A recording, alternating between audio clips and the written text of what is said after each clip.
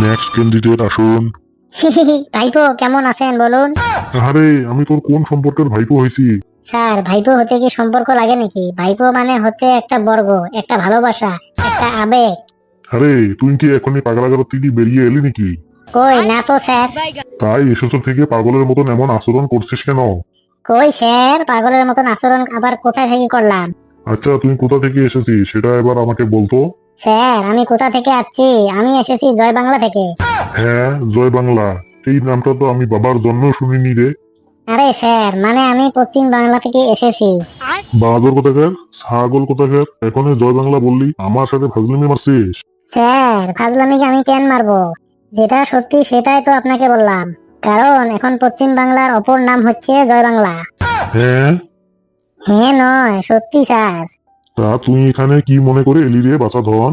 Sir, শুনলাম আপনার মেয়ের জন্য একটা ভালো পাত্র খুঁজছেন। তাই আমি আমার হবু শ্বশুরের সাথে একবার দেখা করতে আসলাম আর কি। এই বেয়াদো, তোর এত বড় আসপর্দা, তুই আমার বাড়ির জামাই হবি? হ্যাঁ, তা কি বলবো স্যার, ইন্টারভিউ রুমে মানুষ ইন্টারভিউ দিতে আসে না বিয়ে করতে আসে?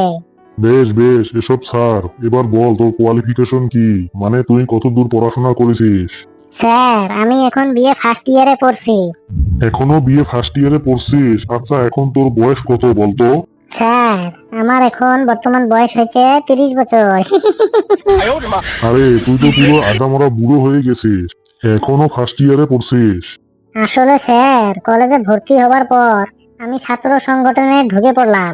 সেই যা ঢুকলাম, তারপর প্রায় 8-9 বছর ধরে পরীক্ষায় পাশ আর করতে পারলাম না। তাই সেই তখন থেকে এখন পর্যন্ত আমি ফার্স্ট ইয়ারে পড়ছি স্যার। আরে ছাগল, তোর একটু লজ্জা লাগছে না? ওরকম করে 32টা দাঁত বার করে হাঁটছিস? লজ্জা? লজ্জা কেন লাগবে? লজ্জা কিসের লাগবে? সেটাই তো আমি কোনোদিনও বুঝতে পারিনি। আসলে স্যার, এখন লজ্জা আমাদেরকে দেখে লজ্জা পায়। এ কি বেহেয়া রে? স্যার, আমি বেহায়া নই, আমি হচ্ছে দিদির দুধ দেয়। চুপ বাদর। স্যার স্যার, এসব ছাড়ুন, এবার আমার ইন্টারভিউটা নিন। বেশ বেশ, ইন্টারভিউ না হয় নেব, তা আগে তোর নিজের ব্যাপারে কিছু বল দেখি। স্যার, আমার নাম পচা। আমার দিদির নাম মাননীয় মমতা বন্দ্যোপাধ্যায়। আমার ভাইপোর নাম অভিষেক বন্দ্যোপাধ্যায়। হে বাদর, এ বাদর, এসব হচ্ছেটা কি? কেন স্যার, আমি তো আমার নিজের ব্যাপারে কিছু বলছি।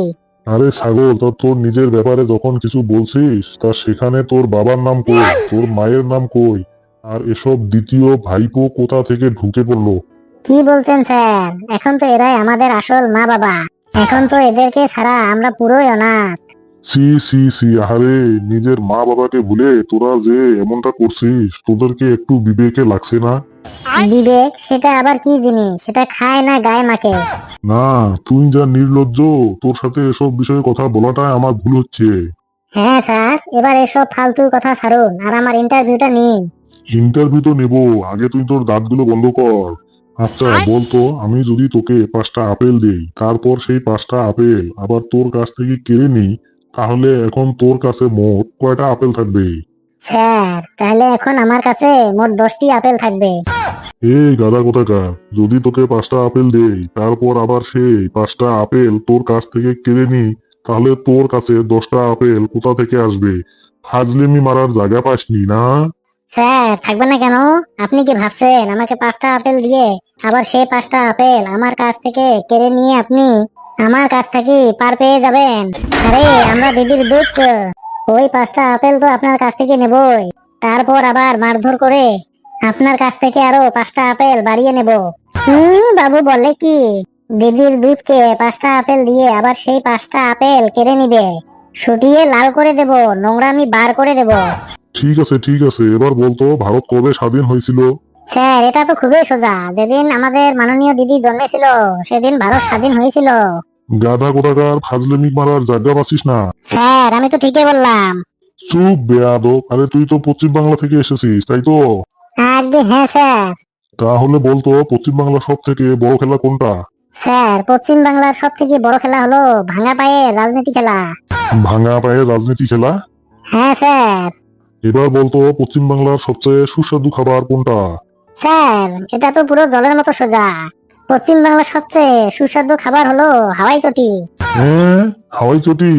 হ্যাঁ স্যার। তুই আবার আমার সাথে ফাজলামি মারছিস?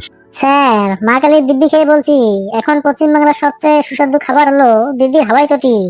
সেটা কেমন করি ব্যাখ্যা করতো দেখি। স্যার, শুধু ব্যাখ্যা কেন করব, এবার আপনাকে একটা হাওয়াই চটির পুরো রচনা বলে শোনাচ্ছি। ঠিক আছে, তাই কর দেখি। স্যার, হাওয়াই চটি শুধু একটা চটি নয়, এটা হচ্ছে বাঙালিদের আবেগ। কারণ এই চটি তৈরি হচ্ছে প্রেম, মায়া, মমতা, স্নেহ দিয়ে। আর এই হাওয়াই চটির প্রতিষ্ঠাতা, পরিচালক ও ব্র্যান্ড অ্যাম্বাসেডর হলেন আমাদের মাননীয় মমতা বন্দ্যোপাধ্যায়। যেমন আমরা গল্পে শুনেছিলাম, একটা পরশ পাথর যাকে স্পর্শ করলে সেটা মুহূর্তে সোনা পরিণত হয়ে যায়। কিন্তু আজ আমরা বাস্তবে দেখলাম, আমাদের দিদি যেটা স্পর্শ করে সেটা মুহূর্তে সোনা নয়, একেবারে হীরাতে পরিণত হয়ে যায়। তাই তো একটা সামান্য হাওয়াই চটি আমাদের দিদির স্পর্শ পেয়ে আজ বাঙালির আবেগ হয়ে দাঁড়িয়েছে। এই হাওয়াই চটির স্বাদ এতটাই মধুর যে একবার চাটে সে লাইফ টাইম ভুলতেই পারে না। তাই তো ছোট থেকে বড়, বাচ্চা থেকে বুড়ো সবাই আজ চোখ বুজে এই চটি চেটে যাচ্ছে। স্যার, বাঙালিদের এই হাওয়াই চটির উপর ভালোবাসা দেখে দিদি 4টে শিক্ষা প্রতিষ্ঠান খুলেছেন। বলিস কি রে? হ্যাঁ স্যার, আমি ঠিকই বলছি। যেমন নম্বর 1, চটি একাডেমি অফ স্পিড। এখানে ছাত্ররা শেখে কিভাবে দৌড়ে দৌড়ে চটি তোলা যায় এবং কিভাবে আমাদের দিদির মতো রাজনীতিতে দ্রুত ছুটতে পারবে। নম্বর 2, চটি ম্যানেজমেন্ট ইনস্টিটিউট। চটি কোন পরিস্থিতিতে ছোড়া ভালো আর কোন সময় হাতে রাখা ভালো তার উপরে এখানে ডিপ্লোমা কোর্স করানো হয়। নম্বর 3, হাওয়াই চটির রিসার্চ ল্যাবরেটরি। এখানে শেখানো হয় যদি বিরোধীরা পিছনে লাগে তাহলে কিভাবে এই হাওয়াই চটি দিয়ে তাদের জব্দ করতে হবে। আর নম্বর 4, চটি সায়েন্স একাডেমি। এখানে নিউটনের সূত্র দিয়ে হিসাব কষা শেখানো হয়। চটি যদি একবার উপরে ছোড়া হয় তাহলে সেটা নিচে পড়ার সময় কবার বাউন্স খাবে। আর স্যার, সব থেকে গর্বের বিষয় হচ্ছে দিদির এই হাওয়াই চটি শিল্পের জন্য আজ রাজ্যের বেকার যুবক যুবতীরা নিত্য নতুন কর্মসংস্থান খুঁজে পাচ্ছে। হ্যাঁ, বলিস কি রে, এতে তাহলে কর্মসংস্থানও খুঁজে পাচ্ছে? হ্যাঁ স্যার, তাহলে আর বলছি কি, যেমন বেকার যুবকরা আজ চটি শিল্পের জন্য চটি এয়ারলাইন্স পাইলট হতে পারছে। এখানে হাওয়াই চটি কোন রুটে যাবে আর নেভিগেশন ঠিক করা হয়। যারা কোনোদিনও স্কুলের ধারে কাছে যায়নি তারা আজ এই চটি শিল্পের জন্য চটি ডেলিভারি বয় হতে পারছে। এখানে খাবার না, এখানে ডাইরেক্ট বিরোধীদের টার্গেট করে চটি ডেলিভারি করা হয়। এছাড়া এখানে অনেক নিজের ব্যবসা খুলেছে, যেমন ব্যবসার নাম রাখা হয়েছে চটি স্মার্ট আপ বিজনেস। এই বিজনেসে একটা নতুন অ্যাপ তৈরি হয়েছে যার নাম চটি কার্ড। এখানে এক ক্লিকে হাওয়াই চটি অর্ডার করা হয়। ওরে বাবারে বাবারে, এবার তো থাম বাবা থাম, তোদের এই হাওয়াই চটি শিল্পের রচনা শুনে এবার আমার মাথা ঘুরছে। আরে স্যার স্যার, এখন তো আপনি আমাদের সব থেকে বড় গর্বের বিষয়টা শুনলেনই না। হ্যাঁ, বলিস কি, এর মধ্যে এখনো বড় গর্বের বিষয় আছে? হ্যাঁ স্যার, শুনছি নাকি দিদির হাওয়াই চটি শিল্প নিয়ে বাইরের দেশগুলো মহাপরিকল্পনা করছে। ওরে বাবা, বলিস কি রে? হ্যাঁ স্যার, আমেরিকার নাসা ঘোষণা করেছে এবার চাঁদে পা রাখার সময় দিদিরে হাওয়াই চটি পরে নামবে, কারণ তাদের গর্তে হাওয়াই চটি নাকি এক্সট্রা গ্রিপ দেয়। চীন বলেছে মেড ইন চায়না ফেলে দিয়ে এবার কপি অফ বেঙ্গল হাওয়াই চটি বানিয়ে সারা দুনিয়াতে এক্সপোর্ট করবে, আর তার সাথে একটা ফ্রি বাসও দেবে। রাশিয়ায় ভ্লাদিমির পুতিন ঘোষণা করেছে এবার ট্যাঙ্ক চালানোর সময় সৈন্যরা বুট নয় শুধু হাওয়াই চটি পরবে। আর এতে যুদ্ধক্ষেত্রে চটি স্লিপ খেলে বিরোধী সৈন্যরা হাসতে হাসতে মরে যাবে। দুবাই বলেছে বুর্জ খলিফা লিফটে ওঠার আগে সবাইকে বাংলার হাওয়াই চটি পরতে হবে, না হলে লিফটে উঠতে দেবে না।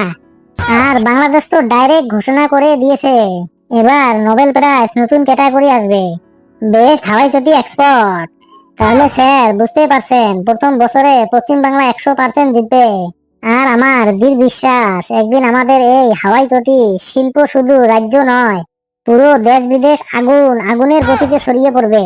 যেদিন এটা হবে সেদিন আমরা বাঙালিরা সবাই গর্ব করে বলতে পারবো আমেরিকার কাছে আছে টেকনোলজি শিল্প, চীনের কাছে আছে ম্যানুফ্যাকচারিং শিল্প, আর আমাদের পশ্চিম বাংলার কাছে আছে হাওয়াই চটি শিল্প।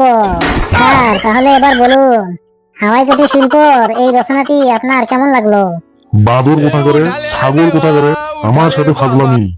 দাঁড়াও, এবার ওই হাওয়াই চটি দিয়ে তোকে পিটিয়ে সোজা করে দেবো। স্যার স্যার, আমি এখন আসি। এই ছাগল, দাঁড়া দাঁড়া, এখন যাবি কোথায়? তোকে আগে হাওয়াই চটি দিয়ে পিটিয়ে সোজা করি। এই দাঁড়া দাঁড়া, কোথায় যাচ্ছিস? তোরা কে আছিস রে? ওকে তাড়াতাড়ি ধর ধর। ও যে পালিয়ে গেল, ধর ধর ওকে। বন্ধুরা, ভিডিওটি কেমন লাগলো আপনারা কমেন্টে জানাবেন, আর ভিডিওটি লাইক করে যত পারেন শেয়ার করবেন, আর চ্যানেলটি সাবস্ক্রাইব করে আমাদের সাথে থাকবেন। হাসতে থাকুন, সুস্থ থাকুন, যত বেশি হাসবেন তত বেশি সুস্থ থাকবেন। সকলে খুব খুব খুব খুব খুব ভালো থাকবেন।